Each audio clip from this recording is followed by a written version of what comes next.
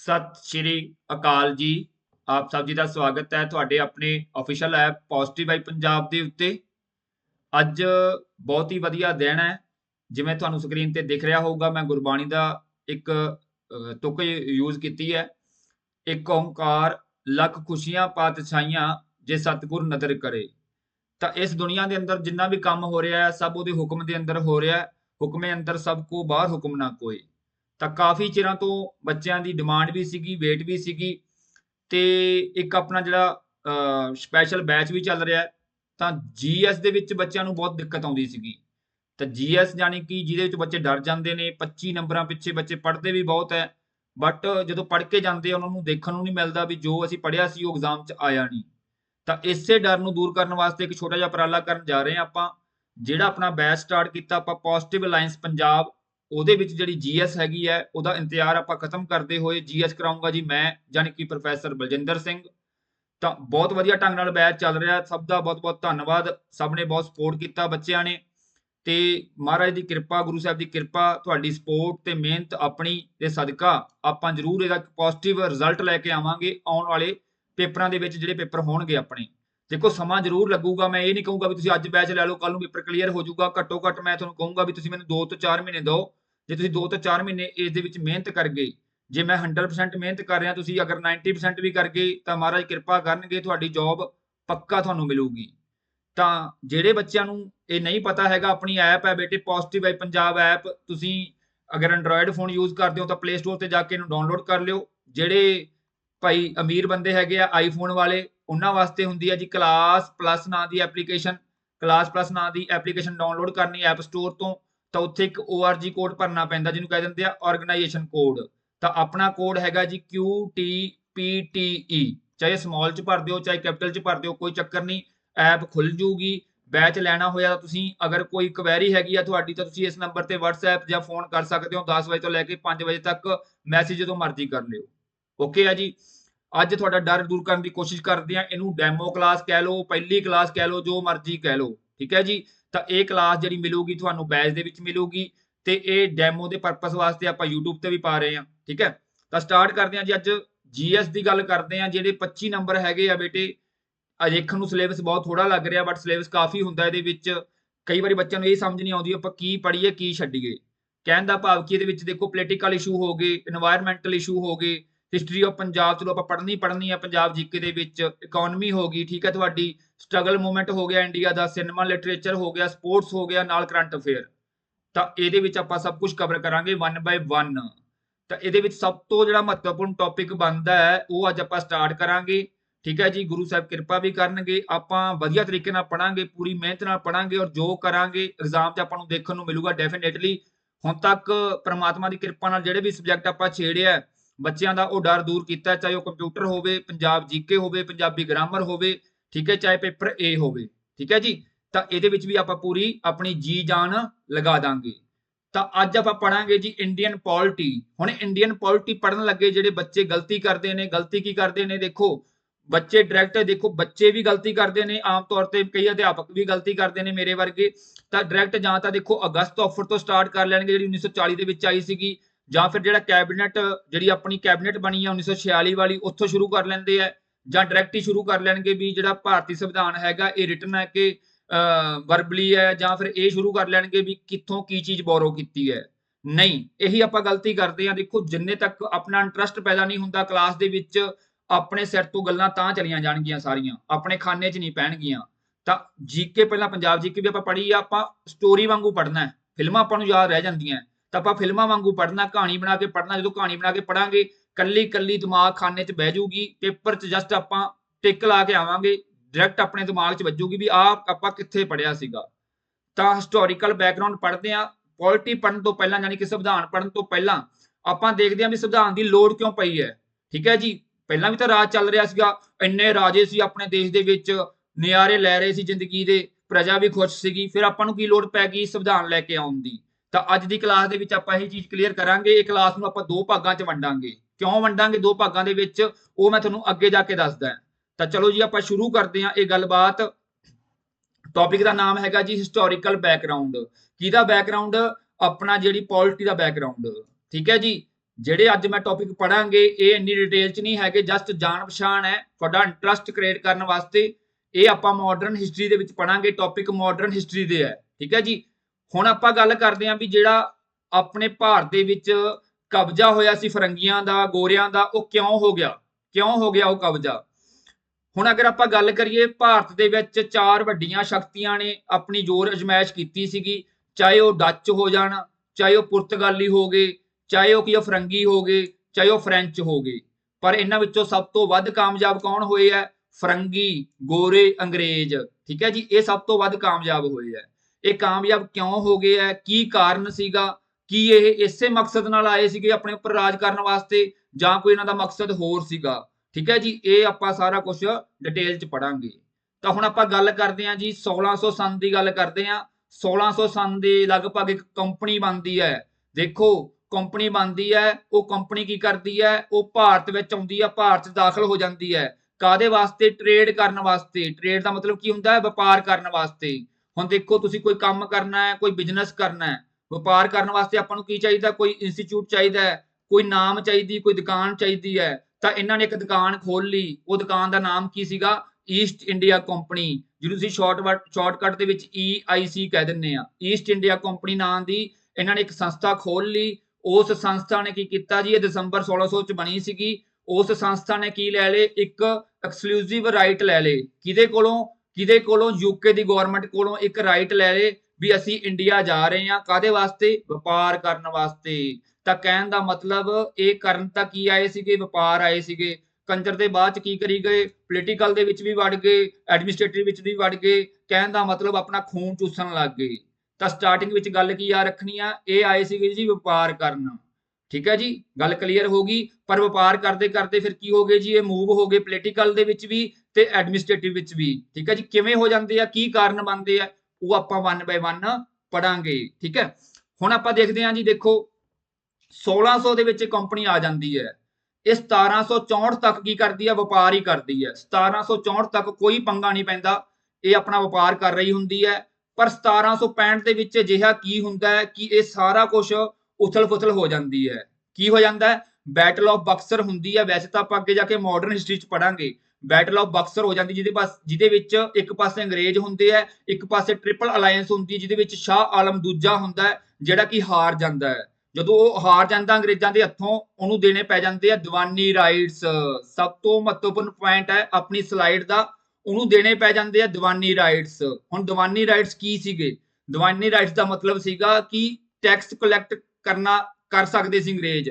ਇਹ ਰਾਈਟ ਮਿਲ ਦੇ ਨਾਲ ਕੀ ਹੋ ਗਿਆ? ਉਹ ਰੈਵਨਿਊ ਕਲੈਕਟ ਕਰ ਸਕਦੇ ਸੀਗੇ। ਕਿਹਦੇ ਕੋਲੋਂ ਕਲੈਕਟ ਕਰ ਸਕਦੇ ਸੀਗੇ? ਬੰਗਾਲ ਤੋਂ, ਬਿਹਾਰ ਤੋਂ, ਉੜੀਸਾ ਤੋਂ। ਤਾਂ ਕਹਿਣ ਦਾ ਮਤਲਬ ਗੋਰੇ ਕੀ ਹੋ ਗਏ? ਗੋਰਿਆਂ ਦਾ ਹੋ ਗਿਆ ਦਿਮਾਗ ਖਰਾਬ। ਕਰਨ ਤਾਂ ਵਪਾਰ ਆਏ ਸੀਗੇ, ਫ੍ਰੀ 'ਚ ਪੈਸਾ ਆਉਣ ਲੱਗ ਗਿਆ। ਪੈਸਾ ਕਿੱਥੋਂ ਆਇਆ?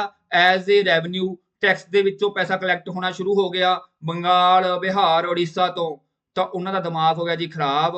ਤਾਂ ਦਿਮਾਗ ਹੌਲੀ ਹੌਲੀ ਇੰਨਾ ਖਰਾਬ ਹੋ ਜਾਊਗਾ, ਅੱਗੇ ਜਾ ਕੇ ਵਿਦਰੋਹ ਵੀ ਹੋਊਗਾ, ਠੀਕ ਹੈ ਜੀ। ਤਾਂ ਕਹਿਣ ਦਾ ਮਤਲਬ ਕੀ ਹੈ ਜੀ? ਪਹਿਲਾਂ ਵਪਾਰ ਕਰ ਰਹੇ ਸੀ 1764 ਤੱਕ, 65 ਦੇ ਵਿੱਚ ਦੀਵਾਨੀ ਰਾਈਟ ਲੈ ਲਏ। ਦੀਵਾਨੀ ਰਾਈਟ ਦੇ ਵਿੱਚ ਕੀ ਹੋ ਗਿਆ ਵੀ ਰੈਵਨਿਊ ਕਲੈਕਟ ਕਰ ਸਕਦੇ ਸੀਗੇ। ਤਾਂ ਜਿਹਦੇ ਕਰਕੇ ਕੀ ਹੋ ਗਿਆ ਜੀ? ਇਹਨਾਂ ਦਾ ਭੇਜਾ ਖਰਾਬ। ਓਕੇ ਹੈ ਜੀ। ਹੁਣ ਅੱਗੇ ਚੱਲਦੇ ਹਾਂ ਜੀ ਆਪਾਂ। ਹੁਣ ਇਹ ਆਪਾਂ ਪੜ੍ਹ ਲਿਆ ਵੀ ਦੀਵਾਨੀ ਰਾਈਟ ਇਹਨਾਂ ਨੇ ਲੈ ਲਏ। ਇਸ ਤੋਂ ਬਾਅਦ ਜਦੋਂ ਦੀਵਾਨੀ ਰਾਈਟ ਮਿਲ ਗਏ, ਸਭ ਕੁਝ ਹੋ ਗਿਆ, ਤਾਂ ਦੇਖੋ ਜਿਹੜੀ ਕੰਪਨੀ ਸੀਗੀ ਉਹ 'ਚ ਕੰਮ ਕਰਨ ਵਾਲੇ ਕੌਣ ਸੀਗੇ? ਉਹ ਵੀ ਫਰੰਗੀ ਸੀਗੇ, ਅੰਗਰੇਜ਼ ਸੀਗੇ। ਤਾਂ ਅੰਗਰੇਜ਼ ਇੱਕ ਜਾਤ ਅੰਗਰੇਜ਼, ਉੱਤੋਂ ਬੇਈਮਾਨੀ ਇਹਨਾਂ ਦੇ ਕੁੱਟ-ਕੁੱਟ ਕੇ ਭਰੀ ਵੀ ਸੀਗੀ। ਤਾਂ ਇਹ ਪਤੰਦਰ ਕੀ ਹੋ ਗਏ? ਬੇਈਮਾਨ ਹੋ ਗਏ। ਜਿਹੜੇ ਕੰਪਨੀ 'ਚ ਕੰਮ ਕਰਨ ਵਾਲੇ ਬੰਦੇ ਸੀਗੇ, ਇਹ ਸਾਰੇ ਬੇਈਮਾਨ ਹੋ ਗਏ। ਇਹਨਾਂ ਨੇ ਆਪਣੀਆਂ ਜੇਬਾਂ ਭਰਨੀਆਂ ਸ਼ੁਰੂ ਕਰਤੀਆਂ। ਕਹਿਣ ਦਾ ਮਤਲਬ ਕਿ ਕੰਪਨੀ ਡੁੱਬਦੀ ਗਈ, ਇਹ ਅਮੀਰ ਹੁੰਦੇ ਗਏ। ਪਤੰਦਰ ਮਰਸਡੀਆਂ ਚੱਕੀ ਫਿਰਦੇ ਸੀਗੇ, ਵੱਡੇ ਵੱਡੇ ਘਰ ਲੈਣੇ ਸ਼ੁਰੂ ਕਰਤੇ। ਕਹਿਣ ਦਾ ਭਾਵ ਕੰਪਨੀ ਦੇ ਸਰਵੈਂਟ ਕੀ ਹੋ ਗਏ? ਅਮੀਰ ਹੋ ਗਏ। ਕੰਪਨੀ ਕੀ ਹੋ ਗਈ? ਦਿਵਾਲੀਆ ਹੋ ਗਈ, ਗਰੀਬ ਹੋ ਗਈ ਕੰਪਨੀ। ਤਾਂ ਇਦੋਂ ਪੰਗਾ ਪੈਂਦਾ ਜਦੋਂ ਕੰਪਨੀ ਕੀ ਕਰਦੀ ਹੈ? ਯੂਕੇ ਦੇ ਗਵਰਨਮੈਂਟ ਕੋਲ ਜਾਂਦੀ ਹੈ ਵੀ ਸਾਨੂੰ ਲੋਨ ਦਿਓ, ਅਸੀਂ ਤਾਂ ਕੰਗਾਲ ਹੋ ਗਏ। ਤਾਂ ਉਹ ਵੀ ਹਿੱਲ ਜਾਂਦੇ, ਯੂਕੇ ਵਾਲੇ ਵੀ, ਗਵਰਨਮੈਂਟ ਵੀ ਹਿੱਲ ਜਾਂਦੀ ਆ ਇੰਗਲੈਂਡ ਦੀ, ਵੀ ਅਸੀਂ ਤਾਂ ਵਪਾਰ ਕਰਨ ਭੇਜਿਆ ਸੀਗਾ। ਵਪਾਰ ਦਾ ਮਤਲਬ ਕੀ ਹੁੰਦਾ? ਮੁਨਾਫਾ ਕਮਾਉਣਾ। ਜੇ ਮੁਨਾਫਾ ਨਹੀਂ ਕਮਾ ਰਹੇ ਫਿਰ ਵਪਾਰ ਕਾਹਤੋਂ ਕਰਨਾ? ਫਿਰ ਤਾਂ ਦੁਕਾਨ ਬੰਦ ਕਰ ਦਿੰਦੇ ਆ ਲੋਕ, ਜੇ ਮੁਨਾਫਾ ਨਹੀਂ ਹੋ ਰਿਹਾ। ਤਾਂ ਇਹਨਾਂ ਨੂੰ ਟੈਨਸ਼ਨ ਪੈ ਗਈ ਯੂਕੇ ਗਵਰਨਮੈਂਟ ਨੂੰ ਵੀ ਚੱਕਰ ਕਿਤੇ ਨਾ ਕਿਤੇ ਕੋਈ ਹੈਗਾ, ਵੀ ਇਹ ਤਾਂ ਵਪਾਰ ਕਰਨ ਗਏ ਸੀ, ਇਹ ਪਤੰਦਰ ਉਲਟਾ ਸਾਡੇ ਤੋਂ ਹੀ ਪੈਸੇ ਮੰਗੀ ਜਾਂਦੇ ਆ। ਤਾਂ ਫਿਰ ਇਸੇ ਕਰਕੇ ਹੀ ਕੀ ਕੀਤਾ ਜੀ ਇਹਨਾਂ ਨੇ? ਕੰਪਨੀ ਨੂੰ ਰੈਗੂਲੇਟ ਕਰਨ ਵਾਸਤੇ ਐਕਟ ਲੈ ਕੇ ਆਉਂਦੇ, ਜਿਹੜੇ ਤੁਹਾਨੂੰ ਐਕਟ ਬਹੁਤ ਡਰਾਉਂਦੇ ਆ ਪੇਪਰ ਦੇ ਵਿੱਚ। ਅੱਜ ਡਰ ਆਪਾਂ ਤੁਹਾਡਾ ਕੱਢਣ ਦੀ ਕੋਸ਼ਿਸ਼ ਕਰਾਂਗੇ। ਤਾਂ ਇਸੇ ਤਰ੍ਹਾਂ ਫਿਰ ਰੈਗੂਲੇਟਿੰਗ ਐਕਟ ਆਉਂਦੇ ਆ ਤੁਹਾਡੇ, ਠੀਕ ਹੈ ਜੀ। ਪਿਟਸ ਇੰਡੀਆ ਐਕਟ ਆਉਂਦਾ ਹੈ, ਚਾਰਟਰਡ ਐਕਟ ਆਉਂਦਾ ਹੈ, ਠੀਕ ਹੈ ਜੀ। ਚਾਰਟਰਡ ਐਕਟ 1833, 1853 ਆਉਂਦਾ, 1813, ਕਾਫੀ ਮਤਲਬ ਆਉਂਦੇ ਆ ਜਿਹੜੇ ਕਿ ਆਪਾਂ ਮਾਡਰਨ ਹਿਸਟਰੀ ਦੇ ਵਿੱਚ ਡਿਟੇਲ 'ਚ ਪੜਾਂਗੇ। ਇੱਥੇ ਜਸਟ ਆਪਾਂ ਤਾਂ ਪੜ੍ਹ ਰਹੇ ਹਾਂ ਤੁਹਾਡਾ ਇੰਟਰਸਟ ਪੈਦਾ ਕਰਨ ਵਾਸਤੇ। ਤਾਂ ਕਹਿਣ ਦਾ ਭਾਵ ਕੀ ਸੀਗਾ ਵੀ ਜਦੋਂ ਗੜਬੜੀ ਸ਼ੁਰੂ ਹੋ ਗਈ ਤਾਂ ਗਵਰਨਮੈਂਟ ਨੇ ਦਖਲ ਦੇਣਾ ਸ਼ੁਰੂ ਕਰਤਾ, ਠੀਕ ਹੈ ਜੀ, ਜਿਹਦੇ ਵਿੱਚ ਕੰਪਨੀ ਦੇ ਕੰਮਾਂ ਦੇ ਵਿੱਚ। ਤਾਂ ਇਹੀ ਚੀਜ਼ਾਂ ਆਪਾਂ ਅੱਜ ਪੜ੍ਹਨੀਆਂ ਨੇ। ਇਹ ਹਿਸਟੋਰੀਕਲ ਬੈਕਗ੍ਰਾਉਂਡ ਹੈ। ਆਈ ਹੋਪ ਤੁਹਾਨੂੰ ਕਲਾਸ ਪਸੰਦ ਆ ਰਹੀ ਹੋਗੀ। ਜੇ ਪਸੰਦ ਆ ਰਹੀ ਹੈ ਤਾਂ ਕਲਾਸ ਨੂੰ ਲਾਈਕ ਸ਼ੇਅਰ ਜ਼ਰੂਰ ਕਰ ਦਿਓ। ਹੁਣ ਆਪਾਂ ਦੇਖਦੇ ਹਾਂ ਜੀ, ਦੇਖੋ ਜਦੋਂ ਕੰਪਨੀ, ਦੇਖੋ ਇੱਥੇ ਲਿਖਿਆ ਹੋਇਆ ਕੰਪਨੀ ਰੂਲ। ਇਸ ਕਲਾਸ ਨੂੰ ਆਪਾਂ ਦੋ ਭਾਗਾਂ 'ਚ ਵੰਡਾਂਗੇ, ਇੱਕ ਕੰਪਨੀ ਰੂਲ, ਇੱਕ ਕਰਾਊਨ ਰੂਲ। ਅੱਜ ਭਾਗ ਪਹਿਲਾ ਕਰਾਂਗੇ ਕੰਪਨੀ ਰੂਲ। ਹੁਣ ਕੰਪਨੀ ਰੂਲ ਦਾ ਮਤਲਬ ਕੀ ਹੈ? ਹੁਣ ਆਪਣੇ ਉੱਪਰ ਕੌਣ ਬੈਠੀ ਹੋਈ ਹੈ? ਆਪਣੇ ਸਿਰ ਤੇ, ਇੰਡੀਆ ਦੇ ਸਿਰ ਤੇ ਕੌਣ ਬੈਠੀ ਹੋਈ ਹੈ? ਈਸਟ ਇੰਡੀਆ ਕੰਪਨੀ ਬੈਠੀ ਹੈ। ਉਹ ਰਾਜ ਕਰ ਰਹੀ ਹੈ ਆਪਣੇ ਸਿਰ ਤੇ, ਠੀਕ ਹੈ ਜੀ। ਕਿੱਥੇ ਕਰ ਰਹੀ ਹੈ? ਦੇਖੋ ਹੁਣ ਰਾਜ ਇਹ ਨਹੀਂ ਹੈਗਾ ਵੀ ਸਾਰੇ ਭਾਰਤ ਤੇ ਰਾਜ ਹੋ ਗਿਆ, ਕਿਤੇ ਕਿਤੇ ਰਾਜ ਹੋਇਆ ਹੈ, ਕਿਤੇ ਕਿਤੇ ਰਾਜ ਹੋਇਆ, ਜਿਵੇਂ ਬੰਗਾਲ, ਕਲਕੱਤਾ, ਮਦਰਾਸ, ਇੱਥੇ ਕਿਤੇ ਕਿਤੇ ਰਾਜ ਹੋਇਆ ਹੈ। ਤਾਂ ਕਹਿਣ ਦਾ ਮਤਲਬ ਕੀ ਹੈ ਕਿ ਭਾਰਤ ਦੇ ਉੱਪਰ ਵੀ ਰਾਜ ਕਰ ਰਹੇ ਨੇ, ਤੇ ਭਾਰਤ ਦੀਆਂ ਜਿਹੜੀਆਂ ਛੋਟੀਆਂ ਛੋਟੀਆਂ ਜਿਹੜੀਆਂ ਸਬ ਕੰਟੀਨੈਂਟ ਹੈਗੀਆਂ, ਉੱਥੇ ਵੀ ਇਹਨਾਂ ਦਾ ਕੀ ਹੋ ਗਿਆ? ਰਾਜ ਹੋ ਗਿਆ। ਤਾਂ ਇਹਨੂੰ ਆਪਾਂ ਕਹਾਂਗੇ ਕੰਪਨੀ ਰੂਲ। ਹੁਣ ਕੰਪਨੀ ਰੂਲ ਮੈਂ ਤਾਂ ਸਮਝਾਇਆ ਬੇਟੇ, ਹੋ ਸਕਦਾ ਕੋਈ ਬਿਲਕੁਲ ਫਰੈਸ਼ਰ ਬੱਚਾ ਹੋਵੇ ਜਿਹਨੂੰ ਨਾ ਪਤਾ ਹੋਵੇ ਕੰਪਨੀ ਰੂਲ ਦਾ ਮਤਲਬ ਕੀ ਹੈ। ਓਕੇ ਹੈ ਜੀ। ਹੁਣ ਇੱਥੋਂ ਕਹਾਣੀ ਸ਼ੁਰੂ ਹੁੰਦੀ ਹੈ, ਸਭ ਤੋਂ ਘੈਂਟ ਕਹਾਣੀ। ਆਪਾਂ ਕੀ ਕਰਦੇ ਹਾਂ, ਜਿਹੜੀ ਗਲਤੀ ਕਰਦੇ ਹਾਂ, ਆਪਾਂ ਡਾਇਰੈਕਟ ਐਕਟ ਪੜ੍ਹਨੇ ਸ਼ੁਰੂ ਕਰ ਦਿੰਦੇ ਹਾਂ। ਪਰ ਐਕਟ ਆਏ ਕਿਉਂ ਸੀਗੇ ਉਹਦਾ ਕਾਰਨ ਨਹੀਂ ਪੜ੍ਹਦੇ। ਤਾਂ ਆਪਾਂ ਪੜ੍ਹਦੇ ਹਾਂ ਵੀ ਰੀਜ਼ਨ ਬਿਹਾਈਂਡ ਦਾ 1773 ਐਕਟ। ਸਭ ਤੋਂ ਪਹਿਲਾਂ ਐਕਟ ਆਇਆ ਸੀ 1773। ਵੀ ਇਹ ਐਕਟ ਆਉਣ ਦਾ ਕਾਰਨ ਕੀ ਸੀਗਾ? ਇਹ ਐਕਟ ਆਉਣ ਦਾ ਪਹਿਲਾ ਕਾਰਨ ਇਹ ਆ, lack of the proper central authority. ਹੁਣ ਹੋਇਆ ਕੀ ਵੀ ਮੰਨ ਲਓ ਮੈਂ ਦੁਕਾਨ ਖੋਲ ਲਈ, 10 ਮੁੰਡੇ ਮੈਂ ਰੱਖ ਲਏ। ਪਤੰਦਰਾਂ ਨੇ ਕੀ ਕੀਤਾ? 10 ਨੇ ਆਪਣੀਆਂ ਜੇਬਾਂ ਭਰਨੀਆਂ ਸਟਾਰਟ ਕਰਤੀਆਂ। ਮਾਲਕ ਨੂੰ ਪੈਸਾ ਨਹੀਂ ਦਿੰਦੇ ਸੀਗੇ। ਮਾਲਕ ਕੰਗਾਲ ਹੋ ਰਿਹਾ, ਜਿਹੜੇ ਨੌਕਰ ਹੈਗੇ ਉਹ ਅਮੀਰ ਹੁੰਦੇ ਜਾ ਰਹੇ ਆ। ਪਰ ਜਵਾਬ ਦੇ ਕੋਈ ਨਹੀਂ ਸੀਗਾ, ਕਿਉਂਕਿ ਸਾਰੇ ਕੀ ਸੀਗੇ? ਉੱਥੇ ਮਾਲਕ ਸੀਗੇ। ਤਾਂ ਇਸੇ ਤਰ੍ਹਾਂ ਕੰਪਨੀ ਦੇ ਵਿੱਚ ਜਿਹੜੇ ਕੰਮ ਕਰਦੇ ਸੀ ਸਰਵੈਂਟ, ਉਹਨਾਂ ਨੇ ਆਪਣੀਆਂ ਜੇਬਾਂ ਭਰਨੀਆਂ ਸਟਾਰਟ ਕਰਤੀਆਂ। ਤਾਂ ਗਵਰਨਮੈਂਟ ਨੇ ਹਿਸਾਬ ਕਿਤਾਬ ਮੰਗਣਾ ਸੀਗਾ, ਬਟ ਹਿਸਾਬ ਕਿਤਾਬ ਮੰਗਣ ਵਾਸਤੇ ਉਹਨਾਂ ਕੋਲ ਬੰਦਾ ਹੀ ਨਹੀਂ ਸੀਗਾ। ਤਾਂ ਕਹਿਣ ਦਾ ਭਾਵ ਅਜਿਹੀ ਕੋਈ ਅਥਾਰਟੀ ਨਹੀਂ ਸੀਗੀ ਜਿੱਤੋਂ ਕੀ ਕਰਦੇ? ਹਿਸਾਬ ਕਿਤਾਬ ਮੰਗ ਸਕਦੇ, ਠੀਕ ਹੈ, ਜਿਹੜਾ ਜਵਾਬਦੇਹ ਹੁੰਦਾ ਉਹਨਾਂ ਨੂੰ। ਤਾਂ ਕਹਿਣ ਦਾ ਮਤਲਬ lack of proper central authority ਨਹੀਂ ਸੀਗੀ। ਦੂਜਾ ਕਹਿੰਦਾ ਜੀ ਜਿਹੜੇ ਉਹਨਾਂ ਦੇ ਸਰਵੈਂਟ ਸੀਗੇ ਕੰਪਨੀ ਦੇ, ਤੁਹਾਨੂੰ ਮੈਂ ਦੱਸਿਆ ਜਿਹੜੇ ਫਰੰਗੀ ਸੀਗੇ, ਅੰਗਰੇਜ਼ ਸੀਗੇ, ਉਹ ਕੀ ਹੋ ਗਏ ਜੀ? ਉਹ ਬੇਈਮਾਨ ਹੋ ਗਏ। ਤਾਂ ਠੀਕ ਹੈ ਜੀ, ਕਿਉਂਕਿ ਪੈਸਾ ਦੇਖ ਕੇ ਤਾਂ ਵੱਡੇ ਵੱਡੇ ਲੋਕ ਬੇਈਮਾਨ ਹੋ ਜਾਂਦੇ ਆ। ਉਹ ਤਾਂ ਹੈ ਹੀ ਫਰੰਗੀ ਸੀਗੇ, ਉਹਨਾਂ ਨੇ ਬੇਈਮਾਨ ਹੋਣਾ ਹੀ ਸੀਗਾ। ਇਸ ਤੋਂ ਇਲਾਵਾ ਜਿਹੜੀ ਕੰਪਨੀ ਸੀਗੀ ਡੇ ਬਾਏ ਡੇ ਕੀ ਕਰ ਰਹੀ ਸੀਗੀ? ਵਿਸਥਾਰ ਕਰ ਰਹੀ ਸੀਗੀ। ਡੇ ਬਾਏ ਡੇ ਉਹਨਾਂ ਦੇ ਕੀ ਸੀਗਾ? ਰਾਜ ਵੱਧਦਾ ਜਾ ਰਿਹਾ ਸੀਗਾ, ਉਹਨੂੰ ਸੰਭਾਲਣਾ ਵੀ ਔਖਾ ਸੀਗਾ। ਤੀਜਾ ਸੀਗਾ ਵੀ ਜੇ ਕੋਈ ਪੰਗਾ ਪੈ ਜਾਂਦਾ ਸੀਗਾ, ਹੁਣ ਹੋ ਸਕਦਾ ਦੋ ਅੰਗਰੇਜ਼ ਹੀ ਆਪਸ ਵਿੱਚ ਲੜ ਪਏ, ਕੰਪਨੀ ਦੇ ਬੰਦੇ ਲੜ ਪਏ ਜਾਂ ਇੰਡੀਅਨ ਨਾਲ ਲੜ ਪਏ, ਤਾਂ ਉਹਨਾਂ ਵਾਸਤੇ ਕੋਈ ਜੁਡੀਸ਼ੀਅਲ ਐਡਮਿਨਿਸਟ੍ਰੇਸ਼ਨ ਨਹੀਂ ਸੀਗੀ। ਕਹਿਣ ਦਾ ਮਤਲਬ ਉਹਨਾਂ ਦਾ ਨਿਪਟਾਰਾ ਕਰਨ ਵਾਸਤੇ ਕੋਈ ਵੀ ਅਜਿਹੀ ਸੰਸਥਾ ਨਹੀਂ ਸੀਗੀ, ਠੀਕ ਹੈ ਜੀ। ਲਾਸਟ ਜਿਹੜਾ ਸਭ ਤੋਂ ਬੈਸਟ ਹੈ ਕਿ ਫਾਈਨੈਂਸ਼ੀਅਲ ਕੰਡੀਸ਼ਨ ਜਿਹੜੀ ਕੰਪਨੀ ਦੀ ਸੀਗੀ ਉਹ ਕੀ ਹੋ ਗਈ? ਵਿਗੜਦੀ ਜਾ ਰਹੀ ਸੀਗੀ। ਕਹਿਣ ਦਾ ਮਤਲਬ ਕੰਪਨੀ ਦਿਵਾਲੀਆ ਹੁੰਦੀ ਜਾ ਰਹੀ ਸੀਗੀ। ਇਹ ਸਾਰੇ ਕਾਰਨ ਬਣਨਗੇ। ਇਹ ਕਾਰਨ ਮੈਂ ਤੁਹਾਨੂੰ ਤਾਂ ਪੜ੍ਹਾਏ ਹੈ, ਅੱਗੇ ਜਾ ਕੇ ਜਦੋਂ ਮੈਨੂੰ ਕੋਰਿਲੇਟ ਕਰੂੰਗਾ ਤੁਹਾਡੇ ਦਿਮਾਗ 'ਚ ਸਿੱਧਾ ਸਟ੍ਰਾਈਕ ਹੋਊਗਾ ਵੀ ਇਹਦਾ ਮਤਲਬ ਕੀ ਹੈ, ਠੀਕ ਹੈ। ਚੱਕ ਦਾਂਗੇ ਫੱਟੇ, ਠੀਕ ਹੈ ਜੀ। ਜਿਵੇਂ ਚਰੀ ਵੱਡੀ ਦੀ ਨਾ ਚਰੀ, ਇਵੇਂ ਵੱਢਾਂਗੇ ਐਕਟ ਸਾਰੇ, ਟੈਨਸ਼ਨ ਛੱਡ ਦਿਓ। ਹੁਣ ਆਪਾਂ ਗੱਲ ਕਰਦੇ ਹਾਂ ਜੀ ਰੈਗੂਲੇਟਿੰਗ ਐਕਟ 1773 ਦੀ ਗੱਲ ਕਰਦੇ ਹਾਂ, ਠੀਕ ਹੈ ਜੀ। ਹੁਣ ਰੈਗੂਲੇਟ ਦਾ ਮਤਲਬ ਕੀ ਹੁੰਦਾ ਹੈ? ਕੰਟਰੋਲ ਕਰਨਾ, ਨਿਯੰਤਰ ਕਰਨਾ, ਫਾਰਮੂਲੇਟ ਕਰਨਾ। ਤਾਂ ਇਹਨਾਂ ਨੇ 73 ਜਿਹੜਾ ਐਕਟ ਲੈ ਕੇ ਆਏ ਆ, ਕਾਹਦੇ ਵਾਸਤੇ ਲੈ ਕੇ ਆਏ ਆ? ਕੰਪਨੀ ਨੂੰ ਰੈਗੂਲੇਟ ਕਰਨ ਵਾਸਤੇ, ਜਿਹੜੇ ਉਹਦੇ ਅਫੇਅਰਸ ਨੇ ਕੰਟਰੋਲ ਕਰਨ ਵਾਸਤੇ। ਤਾਂ ਇਹ ਰੈਗੂਲੇਟਿੰਗ ਐਕਟ ਬਣਾਇਆ ਗਿਆ। ਤਾਂ ਤੁਹਾਨੂੰ ਮੈਂ ਦੱਸਿਆ ਕਮੀਆਂ ਕੀ ਸੀਗੀਆਂ। ਸਭ ਤੋਂ ਪਹਿਲੀ ਕਮੀ ਸੀਗੀ ਕੋਈ ਬੰਦਾ ਹੀ ਨਹੀਂ ਹੈਗਾ ਸੀਗਾ ਜਿਹੜਾ ਜਵਾਬ ਦੇ ਸਕੇ ਭਾਈ ਕੰਪਨੀ ਨੂੰ ਮੁਨਾਫਾ ਹੋ ਰਿਹਾ, ਘਾਟਾ ਹੋ ਰਿਹਾ, ਕਿਉਂ ਹੋ ਰਿਹਾ। ਤਾਂ ਇਸੇ ਕਰਕੇ ਇਹਨਾਂ ਨੇ ਫਿਰ ਕੀ ਕੀਤਾ? ਇੱਕ ਪੋਸਟ ਕ੍ਰੀਏਟ ਕੀਤੀ, ਗਵਰਨਰ ਜਨਰਲ ਆਫ ਬੰਗਾਲ। ਤਾਂ ਕਲੀਅਰ ਹੋ ਗਿਆ। ਇਹ ਕੁਐਸਚਨ ਸਭ ਤੋਂ ਵੱਧ ਵਾਰੀ ਆਉਂਦਾ, ਪੀਟਰ ਪਲੱਸ ਬੋਰਡ ਬਹੁਤ ਪੁੱਛਦਾ ਵੀ ਗਵਰਨਰ ਜਨਰਲ ਕਿਹੜਾ ਸੀ ਪਹਿਲਾ ਬੰਗਾਲ ਦਾ? ਤਾਂ ਵਾਰਨ ਹਾਸਟਿੰਗ। ਵਾਰਨ ਹਾਸਟਿੰਗ ਯਾਦ ਰੱਖਣਾ ਹੈ। ਤਾਂ ਸਭ ਤੋਂ ਪਹਿਲਾ ਕੰਮ ਅੰਗਰੇਜ਼ਾਂ ਨੇ ਕੀ ਕੀਤਾ? ਰੈਗੂਲੇਟਿੰਗ ਐਕਟ ਦੇ ਵਿੱਚ ਇੱਕ ਪੋਸਟ ਕ੍ਰੀਏਟ ਕਰਤੀ, ਜਿਹੜਾ ਬੰਦਾ ਜਵਾਬਦੇਹ ਹੋਊਗਾ ਗਵਰਨਰ ਜਨਰਲ ਆਫ ਬੰਗਾਲ, ਵਾਰਨ ਹਾਸਟਿੰਗ। ਤਾਂ ਜਿਹੜੀਆਂ ਇਹਦੇ ਨਾਲ ਲੱਗਦੀਆਂ ਸੀਗੀਆਂ ਬੰਬੇ, ਮਦਰਾਸ ਤੇ ਕਲਕੱਤਾ ਪ੍ਰੈਜ਼ੀਡੈਂਸੀਜ਼, ਉਹਦਾ ਕੀ ਕਰਤਾ ਜੀ? ਸ਼ਾਸਨ ਇਹਨੂੰ ਦੇਤਾ, ਉਹਦਾ ਸ਼ਾਸਨ ਦੇਤਾ। ਤਾਂ ਇਹਨੂੰ ਕੀ ਬਣਾਤਾ ਜੀ? ਹੈਡ ਬਣਾਤਾ। ਓਕੇ ਆ ਜੀ। ਪ੍ਰੈਜ਼ੀਡੈਂਸੀ ਦਾ ਮਤਲਬ ਹੁੰਦਾ ਜਿੱਥੇ ਬਾਕੀ ਕੰਮਕਾਰ ਸਾਰਾ ਚੱਲੂਗਾ ਇਹਦਾ।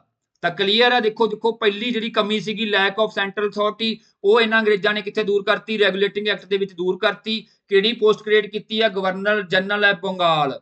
ਕੌਣ ਸੀਗਾ? ਵਾਰਨ ਹਾਸਟਿੰਗ। ਇਹ ਯਾਦ ਰੱਖਣਾ, ਇਹ ਕੁਐਸਚਨ ਬਹੁਤ ਆਉਂਦਾ ਹੁੰਦਾ ਹੈ।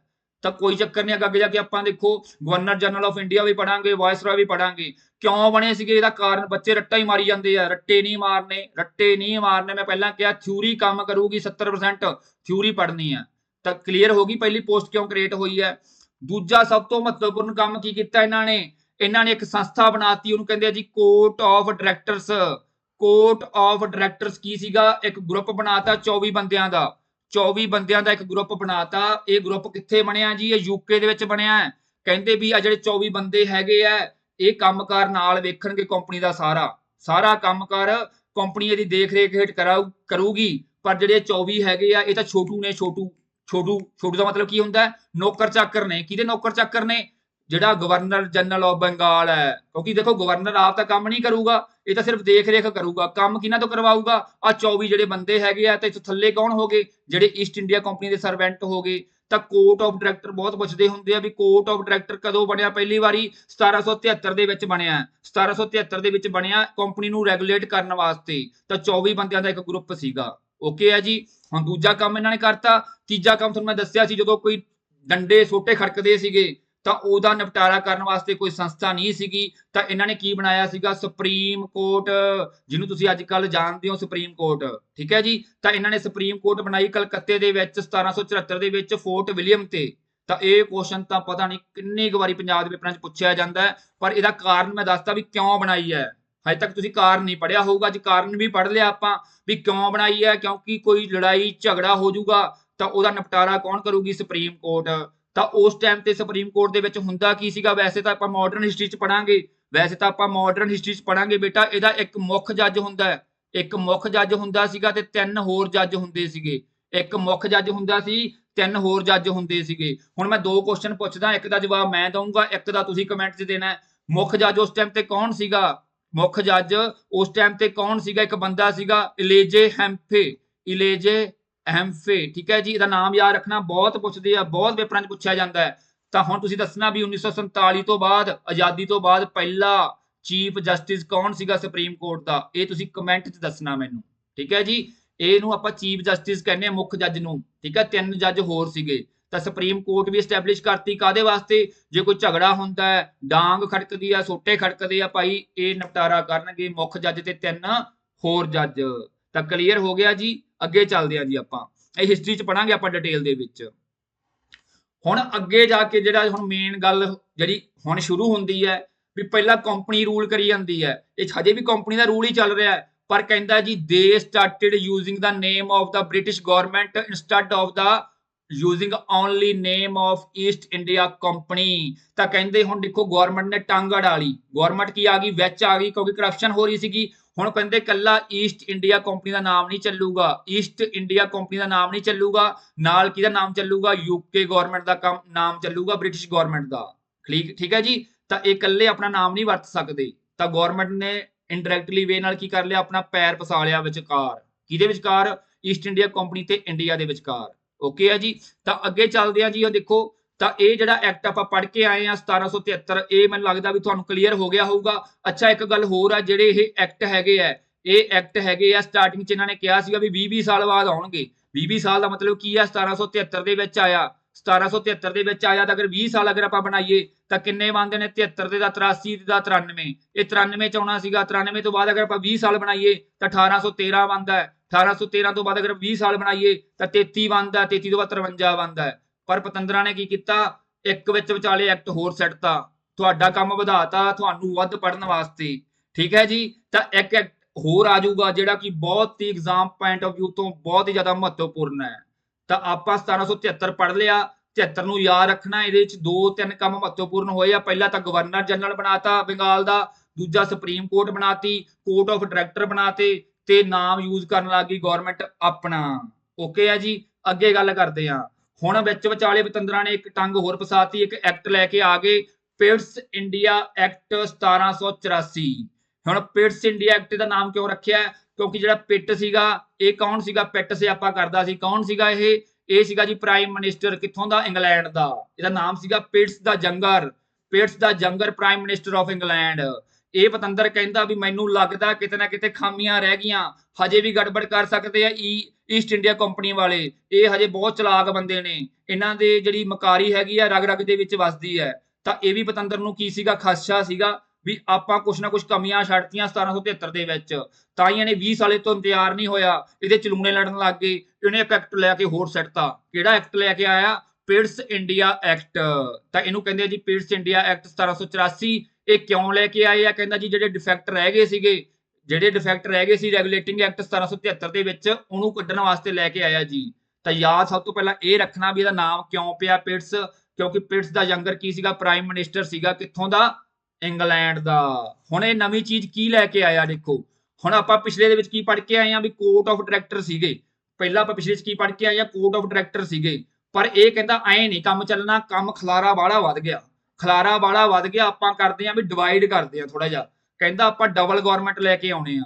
ਤਾਂ ਡਿਊਅਲ ਗਵਰਨਮੈਂਟ ਦਾ ਕਨਸੈਪਟ ਇਹ ਲੈ ਕੇ ਆਇਆ ਸੀਗਾ। ਇਹਨੇ ਕੀ ਕੀਤਾ, ਇੱਥੇ ਇੱਕ ਨਵੀਂ ਚੀਜ਼ ਲੈ ਕੇ ਆਇਆ। ਨਵੀਂ ਚੀਜ਼ ਕੀ ਲੈ ਕੇ ਆਇਆ, ਬੋਰਡ ਆਫ ਕੰਟਰੋਲ ਲੈ ਆਇਆ। ਹੁਣ ਪਿਛਲੇ ਐਕਟ ਚ ਆਪਾਂ ਪੜ੍ਹ ਕੇ ਆਏ 1773 ਦੇ ਵਿੱਚ ਕੀ ਸੀਗਾ, ਕੋਰਟ ਆਫ ਡਾਇਰੈਕਟਰ ਸੀਗਾ, ਉਹ ਤਾਂ ਹੈਗਾ ਹੀ ਸੀ, ਇਹਨੇ ਖਤਮ ਨਹੀਂ ਕੀਤਾ। ਇੱਕ ਨਵੀਂ ਚੀਜ਼ ਐਡ ਕਰਤੀ, ਬੋਰਡ ਆਫ ਕੰਟਰੋਲ। ਹੁਣ ਬੋਰਡ ਆਫ ਕੰਟਰੋਲ ਕੀ ਹੈਗਾ ਬੇਟੇ, ਇਹ ਵੀ ਇੱਕ 6 ਮੈਂਬਰਾਂ ਦਾ ਗਰੁੱਪ ਸੀਗਾ, 6 ਮੈਂਬਰਾਂ ਦਾ ਗਰੁੱਪ ਸੀਗਾ, ਜਿਹਦੇ ਵਿੱਚ ਇੱਕ ਖਜ਼ਾਨਾ ਮੰਤਰੀ ਹੁੰਦਾ ਸੀਗਾ, ਇੱਕ ਕੀ ਹੁੰਦਾ ਸੀਗਾ, ਖਜ਼ਾਨਾ ਮੰਤਰੀ। ਠੀਕ ਹੈ ਜੀ, ਇੱਕ ਖਜ਼ਾਨਾ ਮੰਤਰੀ ਹੁੰਦਾ ਸੀ, ਇੱਕ ਹੁੰਦਾ ਸੀ ਸੈਕਟਰੀ ਆਫ ਸਟੇਟ, ਤੇ ਜਿਹੜੇ ਬਾਕੀ 4 ਰਹਿ ਗਏ ਆ ਮੈਂਬਰ, ਉਹ ਰਾਜੇ ਦੀ ਮਰਜ਼ੀ ਹੁੰਦੀ ਸੀ, ਆਪਦੇ ਜਿਹੜੇ ਛੋਟੂ ਮੋਟੂ ਉਹਨਾਂ ਨੂੰ ਲਾ ਦਿੰਦੇ ਸੀਗੇ। ਤਾਂ ਕਹਿਣ ਦਾ ਮਤਲਬ ਟੋਟਲ 6 ਮੈਂਬਰ ਨਵੇਂ ਲੈ ਆਇਆ ਬੋਰਡ ਆਫ ਕੰਟਰੋਲ ਦੇ ਰੂਪ ਚ। ਹੁਣ ਤੁਸੀਂ ਕਹੋਗੇ ਸਰ ਜੀ ਕਿਉਂ ਲੈ ਕੇ ਆਇਆ, ਕੰਮ ਤਾਂ ਚੱਲੀ ਜਾਂਦਾ ਸੀ ਕੋਰਟ ਆਫ ਡਾਇਰੈਕਟਰ ਦੇ ਨਾਲ। ਇਹ ਕਹਿੰਦਾ ਨਹੀਂ, ਕਹਿੰਦਾ ਆਪਾਂ ਕੀ ਕਰਦੇ ਆ, ਵਪਾਰ ਨੂੰ ਅਲੱਗ ਕਰਦੇ ਆ। ਕਹਿੰਦਾ ਜੇ ਪੈਸਾ ਆਊਗਾ ਇਹਨਾਂ ਦਾ ਦਿਮਾਗ ਖਰਾਬ ਹੋਊਗਾ। ਕਹਿੰਦਾ ਆਪਾਂ ਵਪਾਰ ਨੂੰ ਕੀ ਕਰ ਦਿੰਦੇ ਆ, ਕਮਰਸ਼ੀਅਲ ਅਫੇਅਰ ਨੂੰ ਵੱਖ ਕਰ ਦਿੰਦੇ ਆ ਤੇ ਪੋਲੀਟੀਕਲ ਅਫੇਅਰ ਨੂੰ ਵੱਖ ਕਰ ਦਿੰਦੇ ਆ, ਕੰਮ ਬੜਾ ਸਮੂਥਲੀ ਚੱਲੂਗਾ। ਬੜਾ ਦਿਮਾਗੀ ਬੰਦਾ ਸੀਗਾ, ਪਰ ਇਹਨੂੰ ਇਹ ਨਹੀਂ ਪਤਾ ਵੀ ਇੰਡੀਆ ਵਾਲੇ ਪਤੰਦਰ ਚੰਗਿਆੜੀਆਂ ਕੱਢ ਦਿੰਦੇ, ਚੰਗਿਆੜੀਆਂ ਅੱਗੇ ਜਾ ਕੇ ਇਹਨਾਂ ਦੇ ਦੇਖੀ ਕਿਵੇਂ ਚੰਗਿਆੜੀਆਂ ਨਿਕਲਦੀਆਂ, ਇਹਨਾਂ ਦਾ ਵੇਖੀ ਬੰਬ ਫੁੱਟ ਜਾਣਾ। ਕਹਿਣ ਦਾ ਭਾਵ ਕਿ ਡਬਲ ਗਵਰਨਮੈਂਟ ਕਰਤੀ ਕਿਹਨੇ, ਪਿਟਸ ਇੰਡੀਆ ਐਕਟ ਨੇ। ਬਸ ਯਾਦ ਕੀ ਰੱਖਣਾ ਕਿ ਬੋਰਡ ਆਫ ਕੰਟਰੋਲ ਕਦੋਂ ਆਇਆ ਤੇ ਕੋਰਟ ਆਫ ਡਾਇਰੈਕਟਰ ਕਦੋਂ ਆਇਆ। ਇੱਥੇ ਤੁਹਾਨੂੰ ਐਗਜ਼ਾਮੀਨਰ ਉਲਝਾਊਗਾ, ਤੁਸੀਂ ਇੱਥੇ ਉਲਝਣਾ ਨਹੀਂ ਹੈਗਾ। ਤਾਂ ਬੋਰਡ ਆਫ ਕੰਟਰੋਲ ਆਇਆ ਜੀ ਪਿਟਸ ਦੇ ਵਿੱਚ, ਕੋਰਟ ਆਫ ਡਾਇਰੈਕਟਰ ਆਇਆ ਜੀ 1773 ਦੇ ਐਕਟ ਦੇ ਵਿੱਚ ਆਇਆ। ਤਾਂ ਕਲੀਅਰ ਹੋ ਗਿਆ ਜੀ। ਹੁਣ ਜਿਹੜਾ ਕੋਰਟ ਆਫ ਡਾਇਰੈਕਟਰ ਕੀ ਵੇਖੂਗਾ, ਕਮਰਸ਼ੀਅਲ ਅਫੇਅਰ ਤੇ ਪੋਲੀਟੀਕਲ ਅਫੇਅਰ ਕੌਣ ਦੇਖੂਗਾ ਜੀ, ਬੋਰਡ ਆਫ ਕੰਟਰੋਲ। ਹੁਣ ਬੋਰਡ ਆਫ ਕੰਟਰੋਲ ਲਿਆਉਣ ਦਾ ਕਾਰਨ ਕੀ ਸੀਗਾ, ਬੋਰਡ ਆਫ ਕੰਟਰੋਲ ਲਿਆਉਣ ਦਾ ਕਾਰਨ ਕੀ ਸੀਗਾ, ਕਿਉਂਕਿ ਤੁਹਾਨੂੰ ਪਤਾ ਆਪਣੇ ਦੇਸ਼ ਦੇ ਵਿੱਚ ਉਸ ਟਾਈਮ ਕੌਣ ਸੀਗੇ, ਦੇਖੋ ਇੱਕ ਤਾਂ ਰਾਜੇ ਰਹਿ ਰਹੇ ਸੀਗੇ, ਇੱਕ ਰਹਿ ਰਹੇ ਸੀਗੇ ਆਮ ਬੰਦੇ ਆਪਣੇ ਵਰਗੇ। ਉਹ ਆਮ ਬੰਦਿਆਂ ਤੋਂ ਕੋਈ ਡਰ ਹੀ ਨਹੀਂ ਹੈਗਾ, ਆਮ ਬੰਦੇ ਨੂੰ ਤਾਂ ਅੰਗਰੇਜ਼ ਹੀ ਡਰਾ ਲੈਂਦੇ ਸੀਗੇ। ਪਰ ਜਿਹੜੇ ਰਾਜੇ ਸੀ ਪਤੰਦਰ, ਇਹ ਖਰਾਬੀ ਕਰ ਦਿੰਦੇ ਸੀ ਕਿਤੇ ਨਾ ਕਿਤੇ, ਇਹ ਕਿਤੇ ਨਾ ਕਿਤੇ ਖਰਾਬੀ ਕਰ ਦਿੰਦੇ ਸੀਗੇ। ਇਹ ਕਹਿੰਦੇ ਵੀ ਇਹ ਖਰਾਬੀ ਨਾ ਕਰਨ, ਈਸਟ ਇੰਡੀਆ ਕੰਪਨੀ ਨਾਲ ਹੱਥ ਨਾ ਮਿਲਾ ਲੈਣ, ਕਿਤੇ ਕਿਤੇ ਆਪਣੇ ਵਿਰੋਧੀ ਨਾ ਹੋ ਜਾਣ ਯੂਕੇ ਗਵਰਨਮੈਂਟ ਦੇ। ਤਾਂ ਇਸ ਚੀਜ਼ ਨੂੰ ਦੇਖਣ ਵਾਸਤੇ ਲੈ ਕੇ ਆਇਆ ਸੀ ਇਹ ਬੋਰਡ ਆਫ ਕੰਟਰੋਲ, ਵੀ ਇਹਨਾਂ ਰਾਜਿਆਂ ਨੂੰ ਟਿਕਾ ਕੇ ਰੱਖੀਏ। ਜੇ ਰਾਜੇ ਟਿਕ ਕੇ ਰਹਿਣਗੇ, ਆਮ ਬੰਦੇ ਦੀ ਤਾਂ ਜ਼ਰੂਰਤ ਹੀ ਨਹੀਂ ਹੈਗੀ, ਉਹ ਕੀ ਬੋਲੂਗਾ। ਤਾਂ ਇਸੇ ਕਰਕੇ ਬੋਰਡ ਆਫ ਕੰਟਰੋਲ ਲੈ ਕੇ ਆਇਆ ਸੀ। ਕਲੀਅਰ ਹੋ ਗਿਆ ਜੀ। ਇਹ ਹੈਗਾ ਜੀ ਤੁਹਾਡਾ ਪਿਟਸ ਇੰਡੀਆ ਐਕਟ। ਹੁਣ ਅਗਲੀ ਗੱਲ ਜਿਹੜੀ ਹੈਗੀ ਹੈ, ਅਗਲੀ ਗੱਲ ਆਪਾਂ ਪੜ੍ਹਦੇ ਇਹਦੇ ਵਿੱਚ, ਬਾਕੀ ਵੈਸੇ ਡਿਟੇਲ ਚ ਆਪਾਂ ਅੱਗੇ ਜਾ ਕੇ ਪੜਾਂਗੇ। ਇਸ ਬੰਦੇ ਨੇ ਕੀ ਕਰਤਾ ਜੀ, ਸੈਪਰੇਟ ਕਰਤੀ ਜੁਡੀਸ਼ਰੀ ਫਰੋਮ ਦਾ ਐਗਜ਼ੀਕਿਊਟਿਵ। ਹੁਣ ਆਪਾਂ ਅੱਗੇ ਜਾ ਕੇ ਜਦੋਂ ਪੜਾਂਗੇ, ਕਨਸਟੀਟਿਊਸ਼ਨ ਪੜਾਂਗੇ, ਸੰਵਿਧਾਨ ਪੜਾਂਗੇ, ਉਹਦੇ 3 ਆਰਗਨ ਹੁੰਦੇ ਆ, ਜੁਡੀਸ਼ਰੀ, ਐਗਜ਼ੀਕਿਊਟਿਵ। ਹੁਣ ਦੇਖੋ ਜੁਡੀਸ਼ਰੀ ਹੋ ਗਈ, ਐਗਜ਼ੀਕਿਊਟਿਵ ਹੋ ਗਿਆ, ਇਹ ਅਲੱਗ-ਅਲੱਗ ਚੀਜ਼ਾਂ ਨੇ। ਇਹ ਕੀ ਨੇ, ਅਲੱਗ-ਅਲੱਗ ਚੀਜ਼ਾਂ ਨੇ। ਠੀਕ ਹੈ ਜੀ। ਤਾਂ ਇੱਕ ਤਾਂ ਹੁੰਦਾ ਜੀ ਕਾਨੂੰਨ ਬਣਾਉਣ ਵਾਲੀ ਸੰਸਥਾ, ਇੱਕ ਕਾਨੂੰਨ ਲਾਗੂ ਕਰਨ ਵਾਲੀ, ਇੱਕ ਝਗੜੇ ਨਿਪਟਾਉਣ ਵਾਲੀ ਸੰਸਥਾ ਹੁੰਦੀ ਹੈ। ਠੀਕ ਹੈ ਜੀ। ਇਹ ਆਪਾਂ ਹਜੇ ਚੱਕਰਾਂ 'ਚ ਨਹੀਂ ਪੈਣਾ, ਇਹ ਆਪਾਂ ਹਜੇ ਚੱਕਰਾਂ 'ਚ ਨਹੀਂ ਪੈਣਾ, ਇਹ ਆਪਾਂ ਅੱਗੇ ਜਾ ਕੇ ਪੜਾਂਗੇ, ਇਹ ਆਪਾਂ ਅੱਗੇ ਜਾ ਕੇ ਪੜਾਂਗੇ। ਜਿਵੇਂ ਦੇਖੋ ਜੋ ਕੰਮ ਇਹਨੇ ਕੀਤਾ, ਸੈਪਰੇਟ ਕੀਤਾ, ਉਹੀ ਚੀਜ਼ ਦੀ ਨਕਲ ਕਰਾਂਗੇ ਆਪਾਂ ਆਪਣੇ ਸੰਵਿਧਾਨ ਦੇ ਵਿੱਚ। ਜਿਵੇਂ ਆਪਾਂ ਆਰਟੀਕਲ 50 'ਚ ਪੜਾਂਗੇ, director principal of state policies ਜਿਹੜੀਆਂ ਹੁੰਦੀਆਂ ਨੇ ਉਹ ਅਲੱਗ ਆ ਨਾ ਆਰਟੀਕਲ 50 ਦੇ ਵਿੱਚ। ਉਵੇਂ ਇਹਨੇ ਕੀ ਕਰਤਾ, 2 ਚੀਜ਼ਾਂ ਕਰਤੀਆਂ ਅਲੱਗ-ਅਲੱਗ, ਜੁਡੀਸ਼ਰੀ ਅਲੱਗ ਕਰਤੀ, ਐਗਜ਼ੀਕਿਊਟਿਵ ਅਲੱਗ ਕਰਤਾ। ਠੀਕ ਹੈ ਜੀ। ਚਲੋ ਇਹ ਆਪਾਂ ਬਾਅਦ ਦੀ ਗੱਲ ਚਾਹੇ ਤੇ ਕਾਂਡਾ ਮਾਰ ਦੋ, ਕੋਈ ਚੱਕਰ ਨਹੀਂ ਹੈਗਾ, ਇਹਨੂੰ ਆਪਾਂ ਡਿਟੇਲ 'ਚ ਪੜਨਾ ਹੈ। ਹੁਣ ਇਹਨੇ ਕੀ ਕਰਤਾ ਜੀ, ਸੈਪਰੇਟ ਕਰਤਾ। ਕਹਿੰਦਾ ਜੀ ਇਹਨੇ ਕਮਰਸ਼ੀਅਲ ਐਂਡ ਪੋਲੀਟੀਕਲ ਫੰਕਸ਼ਨ ਵੱਖਰੇ ਵੱਖਰੇ ਕਰਤੇ। ਤੁਹਾਨੂੰ ਮੈਂ ਦੱਸ ਹੀ ਦਿੱਤਾ ਵੀ 2 ਚੀਜ਼ਾਂ ਬਣਾਤੀਆਂ, ਦੋਨਾਂ ਦੇ ਕੰਮ ਕੀ ਕਰਤੇ, ਵਪਾਰ ਵੱਖਰਾ ਕਰਤਾ ਤੇ ਜਿਹੜੇ ਰਾਜਨੀਤਿਕ ਕੰਮ ਸੀਗੇ ਵੱਖਰੇ ਕਰਤੇ। ਤਾਂ ਇਹ ਸੀਗਾ ਜੀ ਤੁਹਾਡਾ ਪਿਟਸ ਇੰਡੀਆ ਐਕਟ। ਹੁਣ ਅੱਗੇ ਆ ਗਿਆ ਜੀ ਆਪਣੇ ਕੋਲੇ ਰੈਗੂਲੇਟਿੰਗ ਐਕਟ 1833 ਜਾਂ ਫਿਰ ਚਾਰਟਰਡ ਐਕਟ 1833। ਦੋਵੇਂ ਇਹਦੇ ਨਾਮ ਹੈਗੇ ਆ, ਦੋਵੇਂ ਹੀ ਇਹਦੇ ਨਾਮ ਹੈਗੇ ਆ। ਹੁਣ ਇਸ ਤੋਂ ਪਹਿਲਾਂ ਇੱਕ ਹੋਰ ਐਕਟ ਆਇਆ ਸੀਗਾ ਮੈਂ ਸਾਰੇ ਤਾਂ ਨਹੀਂ ਪੜ੍ਹਾ ਰਿਹਾ ਬੇਟੇ, ਜਿਹੜੇ ਤੁਹਾਡੇ ਸੰਵਿਧਾਨ ਦੇ ਲਈ ਜ਼ਰੂਰੀ ਆ ਮੈਂ ਉਹ ਪੜ੍ਹਾ ਰਿਹਾ। ਜਦੋਂ ਮਾਡਰਨ ਹਿਸਟਰੀ ਪੜਾਂਗੇ ਸਾਰੀ ਪੜਾਂਗੇ। ਇਸ ਤੋਂ ਬਾਅਦ 1813 ਵਾਲਾ ਵੀ ਆਇਆ ਸੀਗਾ, 1813 ਵਾਲਾ ਵੀ ਆਉਂਦਾ, ਜਿਹਦੇ ਵਿੱਚ ਈਸਟ ਇੰਡੀਆ ਕੰਪਨੀ ਕੋਲੋਂ ਕੁਝ ਰਾਈਟ ਹੋਰ ਖੋਹ ਲਏ ਜਾਂਦੇ ਆ, ਉਹਨਾਂ ਦੀ ਮੋਨੋਪੋਲੀ ਖੋਹ ਲਈ ਜਾਂਦੀ ਹੈ। ਉਹ ਸਿਰਫ ਦੋ ਕੰਮ ਕਰ ਸਕਦੇ ਆ, ਇੱਕ ਤਾਂ ਚਾਹ ਦਾ ਵਪਾਰ ਕਰ ਸਕਦੇ ਆ ਤੇ ਇੱਕ ਚਾਈਨਾ ਨਾਲ ਵਪਾਰ ਕਰ ਸਕਦੇ ਆ, ਬਾਕੀ ਸਾਰੇ ਕੰਮ ਖੋਲੇ ਸੀ ਉਹਨਾਂ ਤੋਂ। ਚਲੋ ਉਹ ਆਪਾਂ ਇੰਨੀ ਡਿਟੇਲ 'ਚ ਹਜੇ ਨਹੀਂ ਜਾਂਦੇ, ਉਹ ਪੜਾਂਗੇ ਜੀ ਆਪਾਂ ਮਾਡਰਨ ਹਿਸਟਰੀ ਦੇ ਵਿੱਚ ਪੜਾਂਗੇ। ਅੱਗੇ ਚੱਲਦੇ ਆ ਜੀ, ਮੇਰੀ ਸਲੇਟ ਇੱਧਰ ਪਈ ਆ ਥੋੜੀ ਜੀ। ਹੁਣ ਆਪਾਂ ਗੱਲ ਕਰਦੇ ਹਾਂ ਜੀ ਰੈਗੂਲੇਟਿੰਗ ਐਕਟ 1833 ਦੀ। ਹੁਣ ਇਹ ਕਹਿੰਦੇ ਵੀ ਆਪਾਂ ਨਾ ਜਿਹੜਾ ਪਿਟਸ ਇੰਡੀਆ ਐਕਟ ਲੈ ਕੇ ਆਏ ਆ ਕਾਮਯਾਬ ਹੋ ਰਿਹਾ, ਨਜ਼ਾਰਾ ਆ ਰਿਹਾ ਬਹੁਤ, ਰੈਗੂਲੇਟਿੰਗ ਐਕਟ ਤੇ ਵੀ ਨਜ਼ਾਰਾ ਆ ਰਿਹਾ, ਪਰ ਕਹਿੰਦੇ ਇੱਕ ਸਟੈਪ ਆਪਾਂ ਹੋਰ ਫਾਰਵਰਡ ਚੱਲੀਏ, ਇੱਕ ਸਟੈਪ ਆਪਾਂ ਹੋਰ ਫਾਰਵਰਡ ਚੱਲੀਏ। ਕਹਿੰਦਾ ਜਿਹੜਾ ਆਪਾਂ ਸੈਂਟਰਲਾਈਜ਼ ਕੀਤਾ ਸੀ, ਜਿਹੜਾ ਬੰਦਾ ਬਿਠਾਇਆ ਸੀ ਸਿਰ ਤੇ, ਜਿਹੜਾ ਸਾਰਾ ਕੰਮਕਾਰ ਵੇਖੂਗਾ, ਉਹਨੂੰ ਆਪਾਂ ਇੱਕ ਸਟੈਪ ਹੋਰ ਫਾਰਵਰਡ ਕਰਕੇ ਸੈਂਟਰਲਾਈਜ਼ ਕਰਦੇ ਹਾਂ। ਤਾਂ ਇਸੇ ਕੰਮ ਵਾਸਤੇ ਇਹਨਾਂ ਨੇ ਕੀ ਕੀਤਾ, ਜਿਹੜਾ ਗਵਰਨਰ ਜਨਰਲ ਆਫ ਬੰਗਾਲ ਸੀਗਾ, ਜਿਹੜਾ ਗਵਰਨਰ ਜਨਰਲ ਬੰਗਾਲ ਦਾ ਬਣਾਇਆ ਸੀ, ਉਹ ਕਹਿੰਦੇ ਛੱਡੋ ਪਰਾਂ ਬੰਗਾਲ ਮੰਗੂਲ, ਆਪਾਂ ਇਹਨੂੰ ਬਣਾਉਣੇ ਆ ਜੀ ਗਵਰਨਰ ਜਨਰਲ ਆਫ ਇੰਡੀਆ। ਕਿਉਂਕਿ ਕੰਮਕਾਜ ਵੱਧ ਰਿਹਾ ਸੀਗਾ, ਕੱਲਾ ਬੰਗਾਲ ਮੰਨ ਲਓ ਦੋ ਬੰਦੇ ਬਿਠਾਤੇ, ਇੱਕ ਗਵਰਨਰ ਜਨਰਲ ਬੰਗਾਲ ਦਾ ਬਣਾਤਾ, ਇੱਕ ਮਦਰਾਸ ਦਾ ਬਣਾਤਾ। ਦੇਖੋ ਦੋਵੇਂ ਸੇਮ ਪੋਸਟਾਂ ਦੇ ਉੱਪਰ ਹੈ, ਹੋ ਸਕਦਾ ਕੁੰਡੀਆਂ ਦੇ ਸਿੰਘ ਫਸ ਜਾਣ, ਉਹ ਕਵੇ ਮੈਂ ਬੜਾ ਸਿਆਣਾ, ਉਹ ਕਵੇ ਮੈਂ ਬੜਾ ਸਿਆਣਾ, ਠੀਕ ਹੈ। ਤਾਂ ਇਸੇ ਕਰਕੇ ਕਹਿੰਦੇ ਨਹੀਂ, ਆਪਾਂ ਇਹ ਪੋਸਟ ਹੀ ਖਤਮ ਕਰ ਦਿੰਨੇ ਆ, ਆਪਾਂ ਇੱਕ ਹੀ ਪੋਸਟ ਕ੍ਰੀਏਟ ਕਰਾਂਗੇ। ਉਹ ਕਿਹੜੀ ਕਰਾਂਗੇ ਜੀ, ਗਵਰਨਰ ਜਨਰਲ ਆਫ ਇੰਡੀਆ।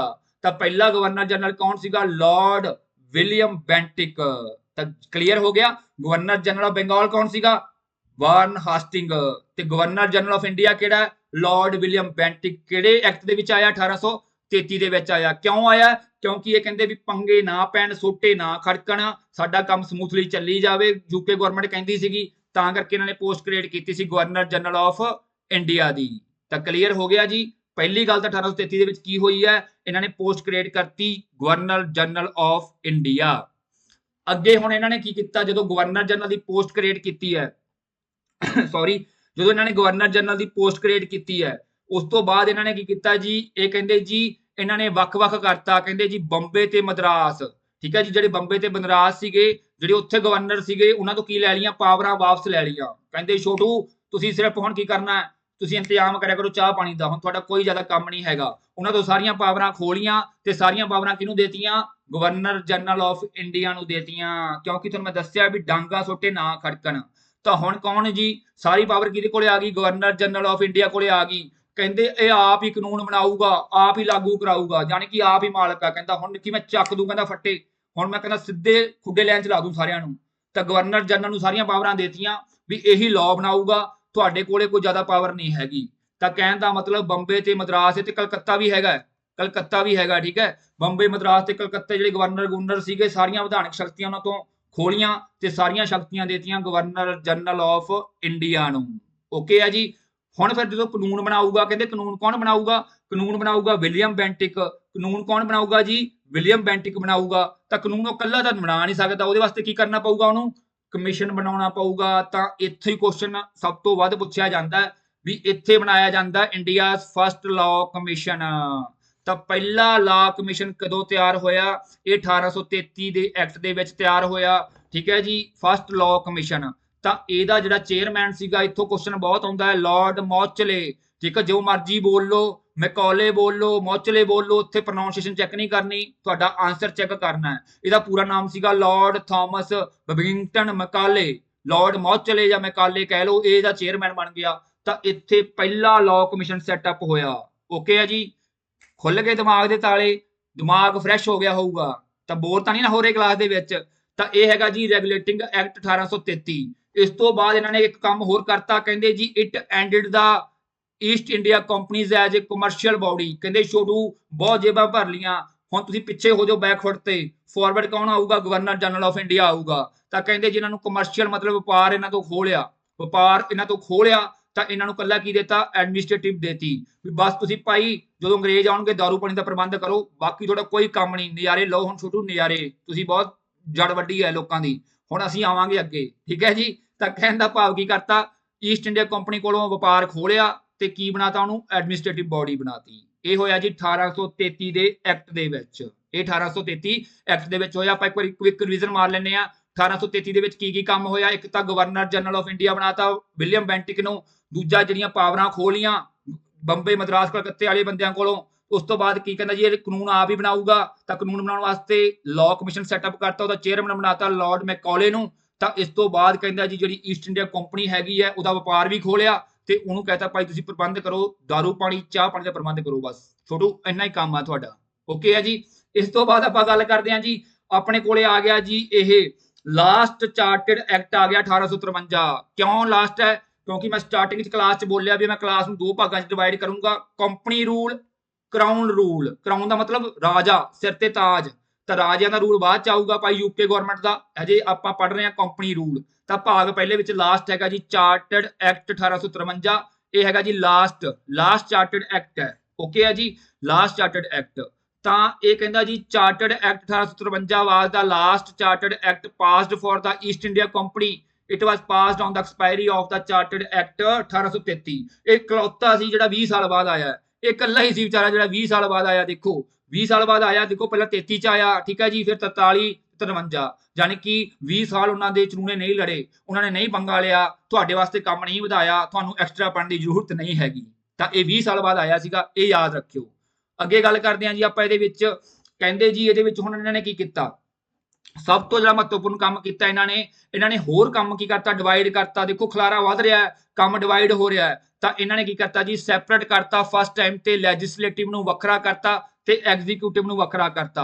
ਹੁਣ ਲੈਜਿਸਲੇਟਿਵ ਕੀ ਹੁੰਦਾ ਹੈ, ਜਿਹੜਾ ਕਿ ਕਾਨੂੰਨ ਬਣਾਉਂਦੀ ਹੈ ਸੰਸਥਾ, ਜਿਹੜੀ ਸੰਸਥਾ ਕਾਨੂੰਨ ਬਣਾਉਂਦੀ ਹੈ। ਐਗਜ਼ੀਕਿਊਟਿਵ ਕੀ ਹੁੰਦਾ ਹੈ, ਜਿਹੜੇ ਕਾਨੂੰਨ ਨੂੰ ਲਾਗੂ ਕਰਦੇ ਨੇ, ਜੁਡੀਸ਼ਰੀ ਕੀ ਕਰਦੀ ਹੈ ਉਹ ਆਪਾਂ ਸੰਵਿਧਾਨ ਚ ਪੜਾਂਗੇ। ਜਿਹੜੇ ਡਾਂਗ ਖੜਕੂਗੀ, ਜਿਹੜਾ ਕਾਨੂੰਨ ਨਹੀਂ ਮੰਨੂਗਾ ਉਹਨੂੰ ਕੀ ਕਰਨਗੇ, ਫਾਈਨ ਲਾਉਣਗੇ ਜਾਂ ਫਿਰ ਜੇਲ੍ਹ ਸੱਟ ਦੇਣਗੇ। ਤਾਂ ਇਹਨਾਂ ਨੇ ਕੀ ਕੀਤਾ ਜੀ ਲੈਜਿਸਲੇਟਿਵ ਤੇ ਐਗਜ਼ੀਕਿਊਟਿਵ ਨੂੰ ਕੀ ਕਰਤਾ, ਵੱਖਰਾ ਕਰਤਾ। ਤੇ ਜਿਹੜਾ ਗਵਰਨਰ ਜਨਰਲ ਸੀਗਾ ਉਹਨੂੰ ਬੰਦੇ ਹੋਰ ਦੇਤੇ। ਕਹਿੰਦਾ ਛੋਟੂ ਗੱਲ ਨਹੀਂ ਮੰਨਦੀ, ਛੋਟੂ ਛੋੜਿਆ ਮੇਰੇ ਕੋਲੇ, ਚਾਹ ਪਾਣੀ ਵਾਸਤੇ ਬੰਦਾ ਹੀ ਨਹੀਂ ਬਚਦਾਗਾ, ਠੀਕ ਹੈ। ਤਾਂ ਇਸੇ ਕਰਕੇ ਇਹਨਾਂ ਨੇ ਕੀ ਕਰਤਾ ਜੀ ਗਵਰਨਰ ਜਨਰਲ ਦੀ ਕਾਉਂਸਲ ਸੀਗੀ ਜਿਹੜੀ ਉਹ ਵਧਾਤੀ ਹੈ। ਜੇ ਵਧਾਤੀ ਆ, ਪਹਿਲਾਂ 4 ਸੀਗੀ, ਹੁਣ ਕਿੰਨੀ ਕਰਤੀ ਹੈ ਜੀ 12। 4 ਕਰਤੀ, ਫਿਰ 12, ਫਿਰ 16। ਇਹ ਆਪਾਂ ਮੈਂ ਤਾਂ ਡਿਟੇਲ ਚ ਨਹੀਂ ਪੜ੍ਹਾ ਰਿਹਾ, ਇਹ ਮੈਂ ਤੁਹਾਨੂੰ ਡਰਾਉਣ ਨਹੀਂ ਆਇਆ, ਤੁਹਾਨੂੰ ਇੰਟਰਸਟ ਪਤਾ ਕਰਨ ਆਇਆ। ਇਹ ਪੜਾਂਗੇ ਜੀ ਮਾਡਰਨ ਹਿਸਟਰੀ ਦੇ ਵਿੱਚ। ਤਾਂ ਇੱਥੇ 12 ਮੈਂਬਰ ਹੋ ਗਏ ਸੀਗੇ ਗਵਰਨਰ ਜਨਰਲ ਦੀ ਕਾਉਂਸਲ। ਕਾਉਂਸਲ ਦਾ ਮਤਲਬ ਹੁੰਦਾ ਉਹਦੇ ਜਿਹੜੀ ਕਮੇਟੀਆਂ, ਜਿਵੇਂ ਅੱਜ ਕੱਲ ਆਪਾਂ ਕਾਉਂਸਲ ਹੁੰਦੀ ਨਾ ਆਪਣੀ, ਠੀਕ ਹੈ, ਪ੍ਰਧਾਨ ਮੰਤਰੀ ਦੀ ਹੁੰਦੇ ਆ, ਜਿਹੜੇ ਕੈਬਨਿਟ ਮਿਨਿਸਟਰ ਵਗੈਰਾ ਹੁੰਦੇ ਆ, ਉਵੇਂ ਇਹਦੇ ਕੋਲ ਕਿੰਨੇ ਆ ਗਏ, 12 ਬੰਦੇ ਆ ਗਏ ਜਿਹੜੇ ਕੰਮਕਾਰ ਵੇਖਣਗੇ, ਕੰਮਕਾਰ ਇਹਨਾਂ ਨੂੰ ਡਿਵਾਈਡ ਕਰ ਦੂਗਾ ਗਵਰਨਰ ਜਨਰਲ, ਠੀਕ ਹੈ ਜੀ। ਤਾਂ ਇਹਨਾਂ ਨੇ ਨਵੇਂ ਮਤਲਬ ਮੈਂਬਰ ਐਡ ਕਰ ਲਏ, ਜਿਹਨੂੰ ਆਪਾਂ ਕਹਿ ਦਾਂਗੇ ਜੀ legislative councillor of the council. ਤਾਂ ਇਹਨਾਂ ਨੂੰ ਕਾਉਂਸਲਰ ਕਿਹਾ ਜਾਂਦਾ ਸੀ, ਵਿਧਾਨ ਸਭਾ ਦਾ ਕਾਉਂਸਲਰ ਕਿਹਾ ਜਾਂਦਾ ਸੀਗਾ। ਤਾਂ ਕਲੀਅਰ ਹੈ ਜੀ। ਇਹਨਾਂ ਨੇ ਸੈਪਰੇਟ ਕਰਤਾ ਇੱਥੇ ਕਿਹਨੂੰ, ਲੈਜਿਸਲੇਟਿਵ ਨੂੰ ਤੇ ਐਗਜ਼ੀਕਿਊਟਿਵ ਨੂੰ। ਇਹ 1853 ਐਕਟ ਕਹਿ ਰਿਹਾ। ਇਸ ਤੋਂ ਬਾਅਦ ਕਹਿੰਦਾ ਜੀ the charter act 1853 was passed in the British parliament to renew the East India company's charter, ਠੀਕ ਹੈ। ਹੁਣ ਇਹਦੇ ਵਿੱਚ ਕੀ ਕੀਤਾ ਇਹਨਾਂ ਨੇ, ਜਿਹੜਾ ਇਹ ਐਕਟ ਆਇਆ ਇਹ ਕਾਹਦੇ ਵਾਸਤੇ ਆਇਆ, ਕਿਉਂਕਿ ਇਹ ਤਾਂ ਆਉਣਾ ਹੀ ਸੀਗਾ 20 ਸਾਲ ਬਾਅਦ, ਕਿਉਂਕਿ ਇਹਨਾਂ ਨੇ ਕਿਹਾ ਸੀ 20 ਸਾਲ ਬਾਅਦ ਆਪਾਂ ਇਹਨੂੰ ਰਿਵਿਊ ਕਰਿਆ ਕਰਾਂਗੇ, 20 ਸਾਲ ਬਾਅਦ ਇਹਨੂੰ ਆਪਾਂ ਰਿਵਿਊ ਕਰਿਆ ਹੀ ਕਰਾਂਗੇ। ਤਾਂ ਰਿਵਿਊ ਕਰਨ ਵਾਸਤੇ ਕੀਤਾ ਇਹਨਾਂ ਨੇ ਵੀ ਜੇ ਕੋਈ ਕਮੀ ਪੇਸ਼ੀ ਲੱਗਦੀ ਆ ਭਾਈ ਇਹ ਕੱਢ ਲਓ ਕਮੀ ਪੇਸ਼ੀ, ਠੀਕ ਹੈ ਜੀ, ਕੱਢ ਲਓ। ਪਰ ਤੀਜਾ ਸਭ ਤੋਂ ਮਹੱਤਵਪੂਰਨ ਪਤੰਦਰਾਂ ਨੇ ਕੰਮ ਕੀ ਕੀਤਾ, ਕਹਿੰਦਾ ਜਿਵੇਂ ਚਾਰਟਰਡ ਐਕਟ 20 ਸਾਲ ਬਾਅਦ ਆਉਂਦੇ ਸੀਗੇ, ਹੁਣ ਨਹੀਂ ਆਪਾਂ ਐ ਕਰਨਾ। ਕਹਿੰਦਾ 20 ਸਾਲ ਨੂੰ ਛੱਡੋ, ਹੁਣ ਤਾਂ ਆਪਣੀ ਮਰਜ਼ੀ, ਚਾਹੇ 2 ਸਾਲ ਬਾਅਦ ਨਵਾਂ ਲੈ ਆਈਏ, ਚਾਹੇ 4 ਸਾਲ ਬਾਅਦ, ਚਾਹੇ 5 ਸਾਲ ਬਾਅਦ। ਇਹ ਚੀਜ਼ ਇਹਨਾਂ ਨੇ ਖਤਮ ਕਰਤੀ। ਕਹਿੰਦੇ ਨਜ਼ਾਰੇ ਲਓ, ਜਦੋਂ ਚਲੂਣੇ ਉੱਠੇ ਨਾਲ ਦੀ ਨਾਲ ਐਕਟ ਸੈੱਟਤਾ, ਤਾਂ ਕਹਿਣ ਦਾ ਮਤਲਬ ਕੀ ਹੈ, 20 ਸਾਲ ਵਾਲੀ ਬੁਨਿਆਦ ਵੀ ਕੀ ਕਰਤੀ, ਖਤਮ ਕਰਤੀ। ਕਹਿੰਦੇ ਜ਼ਰੂਰਤ ਨਹੀਂ ਹੈਗੀ ਇਹਦੀ ਜ਼ਰੂਰਤ ਨਹੀਂ ਹੈਗੀ, ਠੀਕ ਹੈ ਜੀ। ਤਾਂ ਇਸੇ ਐਕਟ ਦੇ ਵਿੱਚ ਇਹਨਾਂ ਨੇ ਸੈਪਰੇਟ, ਦੇਖੋ ਵੈਸੇ ਚਲੋ ਬਹੁਤ ਡਿਟੇਲ ਚ ਪੜਨ ਦੀ ਜ਼ਰੂਰਤ ਨਹੀਂ ਹੈਗੀ। ਹੁਣ ਇੱਥੇ ਪੰਗਾ ਕੀ ਪੈ ਰਿਹਾ, ਅੱਗੇ ਜਾ ਕੇ 1857 ਦੇ ਵਿੱਚ ਇੱਕ ਵੱਡਾ ਕਾਂਡ ਹੋਊਗਾ, ਵਿਦਰੋਹ ਹੋਊਗਾ, ਰਿਵੋਲਟ ਹੋਊਗਾ 1857 ਦਾ, ਠੀਕ ਹੈ ਜੀ। ਤਾਂ ਉਸੇ ਕਰਕੇ ਫਿਰ ਇਹ ਕਰਾਊਨ ਰੂਲ ਆ ਜਾਊਗਾ, ਕਰਾਊਨ ਰੂਲ। ਤਾਂ ਉਹਨੂੰ ਆਪਾਂ ਅਗਲੀ ਕਲਾਸ ਚ ਪੜਾਂਗੇ। ਤਾਂ ਇੱਥੇ 2-3 ਮਹੱਤਵਪੂਰਨ ਕੰਮ ਕੀ ਹੋਇਆ ਤੁਹਾਨੂੰ ਮੈਂ ਦੱਸਦਾ। ਸਭ ਤੋਂ ਮਹੱਤਵਪੂਰਨ ਕੰਮ ਕੀ ਕੀਤਾ ਬੇਟੇ, ਇੱਕ ਤਾਂ ਐਕਸਪਾਇਰੀ ਤੋਂ ਬਾਅਦ ਆਇਆ, ਦੂਜਾ ਇਹਨਾਂ ਨੇ ਸੈਪਰੇਟ ਕਰਤਾ ਲੈਜਿਸਲੇਟਿਵ ਤੇ ਐਗਜ਼ੀਕਿਊਟਿਵ ਨੂੰ, ਤੇ ਕਾਉਂਸਲਰ ਦੇ ਜਿਹੜੇ ਬੰਦੇ ਸੀ ਵਧਾਤੇ ਆ, ਉਹਨਾਂ ਦੀ ਗਿਣਤੀ 12 ਕਰਤੀ ਹੈ। ਤੇ ਇਸ ਤੋਂ ਬਾਅਦ ਕਹਿੰਦੇ ਜੀ ਜਿਹੜੀ ਇਹ ਬੁਨਿਆਦ ਹੈਗੀ ਆ 20 ਸਾਲ ਵਾਲੀ, ਇਹਨੂੰ ਆਪਾਂ ਕਰ ਦਾਂਗੇ ਜੀ ਖਤਮ। ਇੱਥੇ ਹੁਣ ਕੋਈ ਚੱਕਰ ਨਹੀਂ ਹੈਗਾ, ਜਦੋਂ ਮਰਜ਼ੀ ਨਵਾਂ ਐਕਟ ਲੈ ਕੇ ਆ ਸਕਦੇ ਹਾਂ। ਤਾਂ ਕਹਿੰਦੇ ਜੀ ਇਹ ਐਕਟ ਜਦੋਂ ਪਾਸ ਹੋਇਆ ਤਾਂ ਜਿਹੜਾ ਸਭ ਤੋਂ ਤੇਜ਼ ਬੰਦਾ ਸੀਗਾ, ਬਹੁਤ ਹੀ ਇਹਦੇ ਚੁਣਾਵੇ ਲੜਦੇ ਸੀ, ਲਾਰਡ ਡਲਹੌਜ਼ੀ। ਤਾਂ ਇਹ ਉਸ ਟਾਈਮ ਤੇ ਕੀ ਸੀਗਾ, ਗਵਰਨਰ ਜਨਰਲ ਆਫ ਇੰਡੀਆ। ਪੁੱਛਿਆ ਜਾ ਸਕਦਾ ਹੈ ਵੀ ਲਾਸਟ ਜਿਹੜਾ ਚਾਰਟਰਡ ਐਕਟ ਆਇਆ ਸੀ ਉਦੋਂ ਗਵਰਨਰ ਜਨਰਲ ਕੌਣ ਸੀਗਾ, ਤਾਂ ਸਭ ਤੋਂ ਵੱਧ ਚੁਣਾਵੇ ਦੇ ਲੜਦੇ ਸੀਗੇ। ਜਦੋਂ ਪੰਜਾਬ ਨੂੰ ਅਨੈਕਸ ਕੀਤਾ ਉਦੋਂ ਵੀ ਇਹੀ ਸੀ ਪਤੰਦਰ। ਤਾਂ ਗਵਰਨਰ ਜਨਰਲ ਲਾਰਡ ਡਲਹੌਜ਼ੀ, ਇਹਨੂੰ ਯਾਦ ਰੱਖਣਾ, ਲਾਰਡ ਡਲਹੌਜ਼ੀ ਨੂੰ। ਡਾਕਟਰਨ ਆਫ ਲੈਬਸ ਵੀ ਇਹੀ ਲੈ ਕੇ ਆਇਆ ਸੀ, ਰਾਣੀ ਝਾਂਸੀ ਵਾਲੀ ਕਹਾਣੀ, ਉਹ ਪਰ ਬਾਅਦ ਦੀ ਗੱਲ ਕਰਾਂਗੇ, ਆਪਾਂ ਬਾਅਦ ਚ ਪੜਾਂਗੇ। ਤਾਂ ਇਹ ਸੀਗੀ ਜੀ ਤੁਹਾਡੀ ਪਹਿਲੀ ਕਲਾਸ। ਇਸ ਤੋਂ ਬਾਅਦ ਹੁਣ ਦੇਖੋ ਇੱਕ ਕੰਮ ਹੋਰ ਕੀਤਾ ਇਹਨਾਂ ਨੇ, ਇੱਕ ਕੰਮ ਹੋਰ ਸਭ ਤੋਂ ਮਹੱਤਵਪੂਰਨ ਕੀ ਕੀਤਾ, ਜਦੋਂ ਖਲਾਰਾ ਵਧੀ ਜਾਂਦਾ ਦੇਖੋ ਸੈਪਰੇਟ ਕਰਤਾ ਇਹਨਾਂ ਨੇ ਲੈਜਿਸਲੇਟਿਵ ਤੇ ਐਗਜ਼ੀਕਿਊਟਿਵ। ਕਹਿੰਦੇ ਯਾਰ ਅੰਗਰੇਜ਼ ਕਿੰਨੇ ਕੁ ਲਈ ਆਵਾਂਗੇ ਆਪਾਂ ਭਰ ਕੇ ਯੂਕੇ ਤੋਂ, ਕਹਿੰਦੇ ਇੰਡੀਆ ਦੀ ਪੋਪੂਲੇਸ਼ਨ ਹੀ ਬਹੁਤ ਸੀਗੀ ਉਸ ਟਾਈਮ ਤੇ, ਅੱਜ ਵੀ ਦੇਖੋ ਇੰਡੀਆ ਮੈਨੂੰ ਲੱਗਦਾ ਵੀ ਨੰਬਰ 1 ਤੇ ਆ ਗਿਆ, ਚਾਈਨਾ ਨੂੰ ਵੀ ਛੱਡ ਗਿਆ। ਤਾਂ ਕਹਿੰਦੇ ਕਿਉਂ ਨਾ ਆਪਾਂ ਜਿਹੜੇ ਇੰਡੀਅਨ ਬੰਦੇ ਹੈਗੇ ਇਹਨਾਂ ਤੋਂ ਕਲਰਕ ਦਾ ਕੰਮ ਲਿਆ ਕਰੀਏ, ਇਹਨਾਂ ਨੂੰ ਅਫਸਰ ਰੈਂਕ ਤੇ ਬਿਠਾਈਏ, ਥੋੜਾ ਜਿਹਾ ਇਹਨਾਂ ਨੂੰ ਆਪਣੇ ਵਿਸ਼ਵਾਸ 'ਚ ਲੈ ਕੇ ਆਈਏ। ਤਾਂ ਇਹਨਾਂ ਨੇ ਪਹਿਲੀ ਵਾਰੀ ਕੀ ਕੀਤਾ, ਪਹਿਲਾਂ ਕੀ ਹੁੰਦਾ ਸੀਗਾ, ਪਹਿਲਾਂ ਇਹ ਸਿਫਾਰਸ਼ੀ ਬੰਦੇ ਰੱਖਦੇ ਸੀ ਆਪਣੇ, ਅੰਗਰੇਜ਼ ਲੈ ਕੇ ਆਉਂਦੇ ਸੀ, ਕੋਈ ਅਫਸਰ ਬਣਾਉਣਾ ਤਾਂ ਅੰਗਰੇਜ਼ ਨੂੰ ਬੁਲਾਉਂਦੇ ਸੀਗੇ ਇੰਗਲੈਂਡ ਤੋਂ, ਉਹਨੂੰ ਇੰਡੀਆ ਲੈ ਕੇ ਆਉਂਦੇ ਸੀਗੇ। ਪਰ ਇਹਨਾਂ ਨੇ ਪਹਿਲੀ ਵਾਰੀ ਕੀ ਕੀਤਾ, ਕਹਿੰਦਾ ਜੀ it gave the birth to the Indian civil services. ਸਿਵਲ ਸਰਵਿਸਿਜ਼ ਕਿਵੇਂ, ਜਿਵੇਂ ਤੁਸੀਂ ਯੂਪੀਐਸਸੀ ਦਿੰਦੇ ਹੋ, ਪੀਸੀਐਸ ਦਿੰਦੇ ਹੋ, ਪੀਪੀਐਸਸੀ ਦਿੰਦੇ ਹੋ, ਇਹ ਇਹਨਾਂ ਨੇ ਕੀ ਕੀਤਾ ਇੱਥੇ ਪਹਿਲੀ ਵਾਰੀ ਲੈ ਕੇ ਆਏ। ਕਹਿੰਦੇ ਓਪਨ ਕਰਤਾ ਕਿਹਦੇ ਵਾਸਤੇ, ਸਾਰਿਆਂ ਵਾਸਤੇ। ਕਹਿੰਦੇ ਵੀ ਇੰਡੀਅਨ ਵੀ ਆ ਸਕਦੇ ਆ, ਛੋਟੂ ਆਓ ਐਗਜ਼ਾਮ ਦਿਓ, ਰਿਜ਼ਲਟ ਲੈ ਕੇ ਆਓ, ਮੈਰਿਟ 'ਚ ਆਓ ਤੇ ਕੁਰਸੀ ਤੇ ਬਹਿ ਜਾਓ। ਕਹਿਣ ਦਾ ਮਤਲਬ ਜਿਵੇਂ ਅੱਜ ਕੱਲ ਆਪਾਂ ਪੇਪਰ ਦਿੰਨੇ ਆ, ਜੇ ਆਪਾਂ ਮੈਰਿਟ 'ਚ ਆ ਜਾਾਂਗੇ ਆਪਾਂ ਤਹਿਸੀਲਦਾਰ ਬਣ ਜਾਂਦੇ ਆ, ਆਪਾਂ ਈਟੀਓ ਬਣ ਜਾਂਦੇ ਆ। ਕਹਿਣ ਦਾ ਮਤਲਬ ਕੀ ਸੀਗਾ, ਪਹਿਲੀ ਵਾਰੀ ਓਪਨ ਹੋਇਆ ਸੀ। ਇਸ ਤੋਂ ਪਹਿਲਾਂ ਕੀ ਹੁੰਦਾ ਸੀ, ਜਿੰਨੀਆਂ ਵੀ ਅਪਾਇੰਟਮੈਂਟ ਹੁੰਦੀਆਂ ਸੀਗੀਆਂ ਉਹ ਰეკਮੈਂਡੇਸ਼ਨ ਦੇ ਉੱਪਰ ਹੁੰਦੀਆਂ ਸੀਗੀਆਂ। ਮੰਨ ਲਓ ਫੋਨ ਕਰਤਾ, ਭਾਈ ਮੇਰਾ ਬੰਦਾ ਆ ਰਿਹਾ, ਉਹਨੂੰ ਬਿਠਾ ਦੇ ਕੁਰਸੀ ਤੇ। ਕਹਿਣ ਦਾ ਮਤਲਬ ਇਹ ਚੀਜ਼ ਖਤਮ ਕਰਤੀ ਕਿਹੜੇ, ਚਾਰਟਰਡ ਐਕਟ 1853 ਨੇ। ਤਾਂ ਇੱਥੇ ਇਹ ਕੀ ਲੈ ਕੇ ਆ ਗਏ, ਇੰਡੀਅਨ ਸਿਵਲ ਸਰਵਿਸਿਜ਼ ਲੈ ਕੇ ਆ ਗਏ। ਇੱਥੇ ਪੁੱਛਿਆ ਜਾ ਸਕਦਾ ਹੈ ਵੀ ਤੁਹਾਨੂੰ ਚਾਰਟਰ ਐਕਟ 1853 ਦੇ ਵਿੱਚ ਨਵੀਂ ਚੀਜ਼ ਕੀ ਆਈ ਸੀ, ਇੰਡੀਅਨ ਸਿਵਲ ਸਰਵਿਸਿਜ਼ ਆਈਆਂ ਸੀ। ਤਾਂ ਕਲੀਅਰ ਹੈ ਜੀ। ਤਾਂ ਇਹ ਸੀਗਾ ਜੀ ਤੁਹਾਡਾ ਚਾਰਟਰ ਐਕਟ 1853। ਇਸ ਤੋਂ ਬਾਅਦ ਭਾਗ ਦੂਜਾ ਆਪਾਂ ਸ਼ੁਰੂ ਕਰਾਂਗੇ, ਜਿਹਦੇ ਵਿੱਚ ਆਪਾਂ ਪੜਾਂਗੇ ਜੀ ਕਰਾਊਨ ਰੂਲ। ਹੁਣ ਕਰਾਊਨ ਦਾ ਮਤਲਬ ਕੀ ਹੈ, ਰਾਜਾ। ਤਾਂ ਗਵਰਨਮੈਂਟ ਕਿਹਦੀ ਆ ਜਾਊਗੀ, ਬ੍ਰਿਟਿਸ਼ ਦੀ ਆ ਜਾਊਗੀ। ਹੁਣ ਜਿੰਨੇ ਵੀ ਪਿੱਛੇ ਪੜ੍ਹੇ ਆਪਾਂ, ਰੈਗੂਲੇਟਿੰਗ ਐਕਟ ਪੜ੍ਹੇ ਆ, ਚਾਰਟਰ ਐਕਟ ਪੜ੍ਹੇ ਆ, ਹੁਣ ਇੱਥੇ ਪੜਾਂਗੇ ਆਪਾਂ ਗਵਰਨਮੈਂਟ ਆਫ ਇੰਡੀਆ ਐਕਟ। ਕਿਉਂ, ਕਿਉਂਕਿ ਹੁਣ ਗਵਰਨਮੈਂਟ ਆ ਗਈ ਹੈ ਜੀ, ਗਵਰਨਮੈਂਟ ਸਿੱਧੀ ਯੂਕੇ ਦੀ ਗਵਰਨਮੈਂਟ ਜਿਹੜੀ ਹੈਗੀ ਹੈ ਇੱਥੇ ਟੰਗ ਵਸਾਉਣਾ ਸ਼ੁਰੂ ਕਰ ਗਈ। ਤਾਂ ਕਰਕੇ ਇਹਨਾਂ ਨੇ ਕੀ ਕਰਤਾ, ਵਰਡ ਗਵਰਨਮੈਂਟ ਯੂਜ਼ ਕਰਤਾ। ਤਾਂ ਗਵਰਨਮੈਂਟ ਆਫ ਇੰਡੀਆ ਐਕਟ ਪੜ੍ਹਨਾ ਆਪਾਂ ਭਾਗ ਦੂਜੇ ਦੇ ਵਿੱਚ। ਤਾਂ ਕਿਵੇਂ ਲੱਗੀ ਹੈ ਜੀ ਅੱਜ ਦੀ ਕਲਾਸ, ਆਈ ਹੋਪ ਕੱਲੀ ਦਿਮਾਗ ਖਾਨੇ 'ਚ ਪੈ ਗਈ ਹੋਗੀ, ਕੱਲੀ ਗੱਲ ਖਾਨੇ 'ਚ ਪੈ ਗਈ ਹੋਊਗੀ। ਜੇ ਫਿਰ ਵੀ ਕੋਈ ਚੀਜ਼ ਨਾ ਸਮਝ ਆਈ ਕਮੈਂਟ ਕਰ ਸਕਦੇ ਹੋ, ਮੈਸੇਜ ਕਰ ਸਕਦੇ ਹੋ। ਤਾਂ ਸ਼ੁਕਰੀਆ ਜੀ, ਧੰਨਵਾਦ। ਆਈ ਹੋਪ ਤੁਹਾਨੂੰ ਸਾਰਾ ਕੁਝ ਸਮਝ ਆਇਆ ਹੋਊਗਾ। ਪਰਮਾਤਮਾ ਕਿਰਪਾ ਕਰਨ, ਪੰਜਾਬ ਨੂੰ ਖੁਸ਼ਹਾਲੀ ਬਖਸ਼ਣ, ਪੰਜਾਬ ਦੇ ਬੱਚਿਆਂ ਨੂੰ ਰੋਜ਼ਗਾਰ ਬਖਸ਼ਣ। ਸ਼ੁਕਰੀਆ ਜੀ।